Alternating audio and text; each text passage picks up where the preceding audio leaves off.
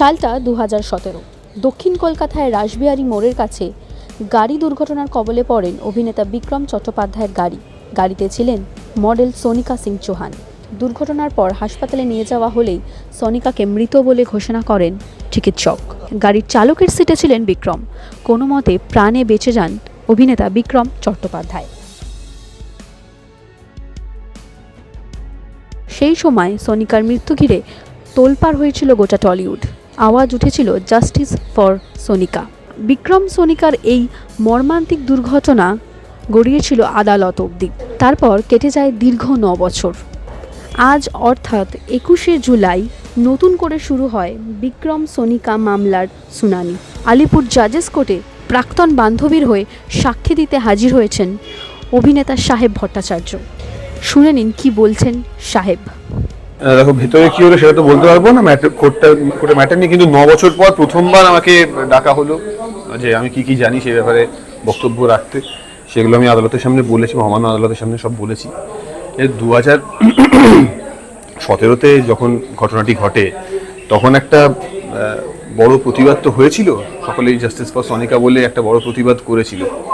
কিন্তু যে কোনো প্রতিবাদেরই একটা খুব সহজ উপায় হচ্ছে সেটাকে দমিয়ে দেওয়া, হচ্ছে সেটাকে দীর্ঘমেয়াদী করে দেওয়া। যে কোনো প্রতিবাদ দীর্ঘমেয়াদী হয়ে গেলে পরেই তার যে গতিবেগটা, তার যে মোমেন্টামটা, সেটাকে ভেঙে দেওয়া যায়।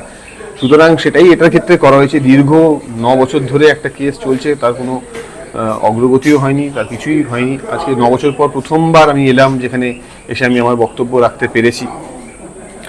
এবং এই পুরো লড়াইটার মধ্যেই দেখো, যেটা হয় প্রথম দিকে প্রচুর মানুষ ছিল, আস্তে আস্তে যে যা নিজের কাজে ফিরে গেছে, অনেকে ভুলে গেছে, অনেকে খুব ইচ্ছে থাকলে পরেও সামনে আসতে পারেনি, এরকম মানুষ ছিল। কিন্তু দুজন মানুষ তো সারাক্ষণ এই লড়াইটা করে গেছে, সেটা হচ্ছে সোনিকার মা এবং বাবা।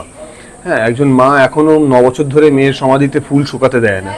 হ্যাঁ, তো তাদের যে পুরো সংসারটা, পৃথিবীটা ভেঙে চুরমার হয়ে গেছিল, হ্যাঁ, তার তো একটা কোথাও এবার জাস্টিস দরকার বলে আমার মনে হয়।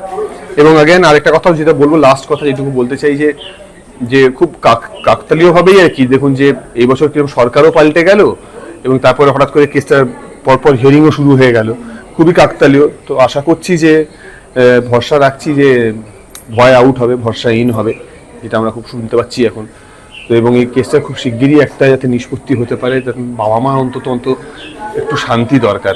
তাদের সন্তানের যে অবস্থাটা হয়েছিল 2017 সালে, হ্যাঁ, তার বেদনাটা যাতে তারা কিছুটা হলেও ওভারকাম করতে পারে, এই কেসটা নিষ্পত্তি হলে পরে সেটা অন্তত সম্ভব হবে। আমার এবং আমার সঙ্গে আরো অনেকেরই, যারা সোনিকাকে ভালোবাসতো। 2017 সালে যখন ওর চার্চে যখন ওর শেষ জার্নিটা হচ্ছিল, তখন কত লোক এসছিল এবং ওই দেখলে বোঝা যায় যে কতটা ভালোবাসা ছিল ওর প্রতি, কতটা লোকে অ্যাপ্রিসিয়েট করতো। তো শুধু আমি নয়, অনেকেরই এটা মনে হবে যে হ্যাঁ, কোথাও একটা স্বস্তির নিঃশ্বাস, কোথাও একটা আইনের উপর ভরসা রাখা যায়। অনেকটা সময় পেরিয়ে গেছে, তো কোথাও একটা সেই জায়গা থেকে একটা কোথাও ভেতরে অ্যাংস তৈরি হয়। কখনো মনে হয় যে হয়তো হেরে যাচ্ছি, কিন্তু তখনই বারবার আমার ওই একটাই দৃশ্য মনে পড়ে যে ওর মা এখনো ওই 9 বছরের সমাধিতে ফুল শোকাতে দেয়নি। যেদিনকে ফুলগুলো শুকিয়ে যাবে সেদিনকে হয়তো সেই শেষ আশাটুকুও চলে যাবে। এক্ষুনি বিক্রম চট্টোপাধ্যায়, যিনি অ্যাডভোকেট রয়েছেন, আজকে সোনিকা সেন চৌহানের বাবা এসেছিলেন এবং তিনি বলে গেছেন জজের সামনে যে এটা একটা অ্যাক্সিডেন্ট ছিল, দুজনের বন্ধু ছিল। আমি এই কলকাতা পুলিশকে বলেছি এটা একটা নর্মাল অ্যাক্সিডেন্ট ছিল। কি বলবেন ব্যাপারটা? আমি কোর্টের ভেতরে উনি সোনিকার বাবাকে কি বলেছেন বা সোনিকার বাবা কি বলেছেন সেটা তো আমি শুনতে পারবো না, যেহেতু আমিও সাক্ষী দিতে এসেছিলাম। তো আমি ঠিক জানি না ভেতরে কি হয়েছে, এই ব্যাপারে আমি এক্স্যাক্টলি বলতে পারবো না কি হয়েছে ব্যাপারটা। তো ওনার বক্তব্য, he is responsible for it, not me. তো আই এম নট শিওর। আমার যেটা বলার, যে এত বছর ধরে যেটা খুব ধীমগতিতে চলছিল, সেই ইনভেস্টিগেশন না, সেই প্রসিডিংসগুলো, কোর্ট প্রসিডিংসগুলো এখন হঠাৎ করে পিক আপ নিয়েছে। এবং খুব, যেটা বললাম, খুব কাকতালীয়ভাবেই আর কি এই বছরই সরকার বদল হয়ে গেল। তারপর থেকেই দেখছি যে আমাদের ইমিডিয়েটলি 3-4 মাসের মধ্যে সেটার এফেক্ট শুরু হয়েছে। এবং এটা তো বলাই বাহুল্য যে আগের সরকারের ভীষণই স্নেহভাজন ছিল বিক্রম চ্যাটার্জি। তো এবার বাকিটা মানুষ ইন্টেলিজেন্ট, তারা বুঝে যাবে। রাজনৈতিক প্রভাব তাহলে সরাসরি আমি কিছু বলছি না, যে আটকে ছিল যে কারণে আমি কিছু বলছি না। যাদের বোঝার তারা ঠিক বুঝে যাবে। হ্যাঁ, কিন্তু যেটা হচ্ছে যে এখন এটা এগোচ্ছে, কোর্ট প্রসিডিংসগুলো এগোচ্ছে এবং খুব ভালোভাবেই এগোচ্ছে। আমরা আশা রাখছি, ভরসা রাখছি। আমি স্টেট মাস্টার বিক্রম চ্যাটার্জি গেস্টে অ্যাসিস্ট্যান্ট পাবলিক প্রসিকিউটর। আজকে কোর্টে কি হলো যদি একটু বলেন? আজকে কোর্টে সাক্ষী হলো, টোটাল 4 জন সাক্ষী এসেছিলেন। আগের দিন সোনিকা সিং চৌহানের বাবা বিজয় সিং চৌহানের কিছুটা বাকি ছিল, সেটা কমপ্লিট হলো সিজার পয়েন্টে। আর আজকে সাহেব ভট্টাচার্য আর যারা ওই অ্যাস্টার বারের যে 2 জন তাদের সাক্ষী হলো। আচ্ছা, কি এগোচ্ছে একটু যদি বলো? না, এর বেশি কিছু বলতে হবে না, কারণ সাবজুডিস ম্যাটার, কোর্টের ট্রায়াল চলছে, এক্ষুনি কিছু বলা ঠিক হবে না। আচ্ছা, এখন অব্দি কেস কোন জায়গায় আছে? কেস মোটামুটি চলে এসছে।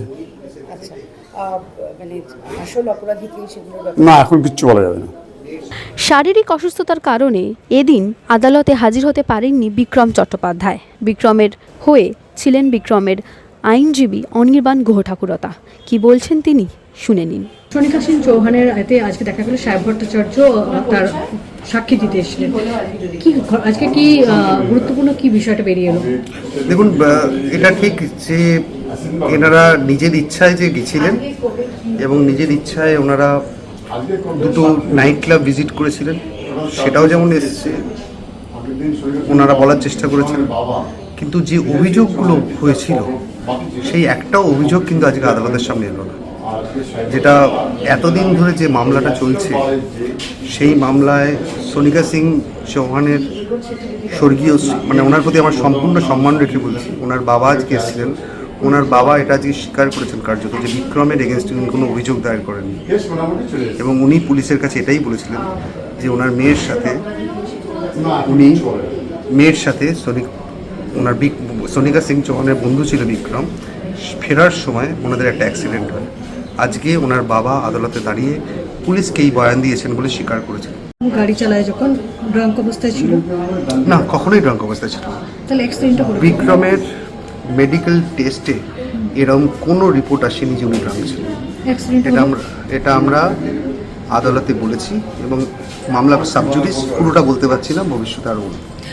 সেকেন্ড আজ একটা বক্তব্য যেটা রয়েছে যে বিক্রম কি গাড়িটা যখন অ্যাক্সিডেন্ট হয় ছেড়ে বেরিয়ে চলে গিয়েছিলেন না নিজে হসপিটালে? নিজেও তো আহত হয়েছে, এটা তো আপনারা নিজেরাই ছবি নিউজ করেছিলেন। কিন্তু আমাদের কাছে যেটা ছিল সেই মুহূর্তের জন্য কিছুক্ষণের জন্য উনি গাড়ি ছেড়ে বেরিয়ে চলে গিয়ে আবার ব্যাক এবং করেছিলেন। দুজনকেই, মানে এটা আমি জানি না কোথা থেকে খবর পেয়েছেন, কিন্তু আপনাদের সংবাদ মাধ্যমে একটা সময় নিউজ করেছিল যে ওইখানে দুজনকেই একসাথে রিজিওনাল হসপিটালে নিয়ে যাওয়া হয়, এবং বিক্রমও যথেষ্ট আহত ছিলেন। কোনোভাবেই কোনো জায়গাতে এরকম কোনো আমি অন্তত জানি না, বা আদালতে এরকম কোনো সাক্ষ্য প্রমাণ আসেনি যে বিক্রম ছেড়ে চলে গেছে। সোনিকা সিং চৌহানের বাবা কি তার মানে কোনো রকমই মামলা এগিয়ে নিয়ে যেতে চাইছেন না? না, আমি ওনাকে অ্যাপ্রিসিয়েট করব, উনি সত্যি কথা বলেছেন। উনি একজন সৎ পুরুষ, ল অ্যাবাইডিং সিটিজেন, উনি সত্যি কথা বলেছেন। উনি বলেছেন যে পুলিশকে আমি বয়ান দিয়েছিলাম সোনিকা ওনার বন্ধু বিক্রম চ্যাটার্জির সাথে রাস্তায় একটা রোড ট্রাফিক অ্যাক্সিডেন্ট, তাতে সোনিকা সিং চৌহানের মৃত্যু। এটাতে তো অন্যায়ের কিছু নেই, এবং উনি আজকে স্বীকার করেছেন যে পুলিশকে আমি এই বয়ান দিয়েছি। তাহলে কেসটা চলছে কেন? সেটা ক্রমশ প্রকাশ্য। বিক্রম চট্টোপাধ্যায়কে আজকে দেখা গেল না। বিক্রম চট্টোপাধ্যায়ের শরীর খারাপ, আজ সকালেই উনি জানিয়েছেন যে ওনার শারীরিক কন্ডিশনের জন্য উনি আজকে আসতে পারছেন না। পরবর্তী আমরা আদালতে সেটা আবেদন করি, আদালত সেটা গ্রাহ্য করেছেন, ওনার অ্যাবসেন্সটাকে কন্ডোন করেছেন। পরবর্তী শুনানি কবে, সেদিন কি তিনি আসতে পারবেন? এটা বলা যাচ্ছে না। পরবর্তী শুনানি কাল আছে। আজকে যিনি অসুস্থ তিনি কালকে আসতে পারবেন বলে আমি বুঝতে পারছি না, তবে সেটা আমরা কালকে সকালে বুঝতে পারব। ধন্যবাদ। টলিউডের লেটেস্ট আপডেট, গসিপ ও এক্সক্লুসিভ ইন্টারভিউ দেখার জন্য এখনই সাবস্ক্রাইব করুন সিটি সিনেমার ইউটিউব চ্যানেল আর ফলো করুন আমাদের ফেসবুক, ইনস্টাগ্রাম ও হোয়াটসঅ্যাপ চ্যানেল।